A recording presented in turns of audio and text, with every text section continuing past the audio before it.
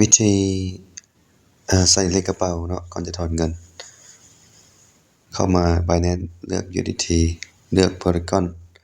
Network Polygon เนาะ Copy เลข address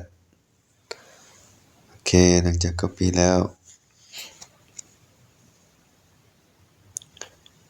เราก็มาที่ระบบ Optimus เนาะ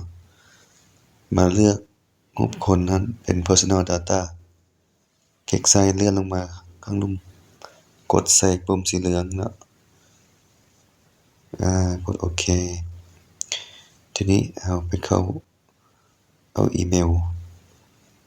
เพราะเวลาเรากดแล้วมันจะส่งไปทางเมลเรากดเมลปุ๊บมากดใส่ปุ่ม set new password เนาะโอเคแล้วก็ใส่รหัสผ่านของเราตัวอย่างข้าพเจ้าใส่นี่7899แต่ว่าเราจะใส่หลายเป็น6ตัว8ตัวก็ได้แต่ว่าเราต้องจื้อเวลาจะถอนเงินเราต้องใส่รหัสนี้กดเซฟโอเคเนาะหลังจากนั้น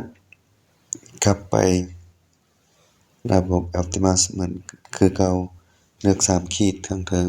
เลื่อนลงมา Update Wallet Financial Update Wallet เนาะมาเลือกตัวห้องทำอิฐใส่เลขรหัสที่เราตั้งเมื่อกี้7899โอเคกด Send Link ทีนี้มันจะส่งเข้าไปเมลเราอีกเราจะเข้าไปเมลเราเข้าไปอีเมลเราโอเคเข้าไปอีเมลหลังจากนั้นกดใส่set new wallet USDT กดปุ๊บเราก็วาง USDT เรา copy มาจาก Binance นั้นมาใส่ปุ๊บกดวางแล้วก็ใส่รหัสผ่าน7899โอเคอัปเดตกระเป๋าถือว่าสำเร็จเนาะการตั้งรหัสผ่านและการอัปเดตกระเป๋าแบบนี้โอเค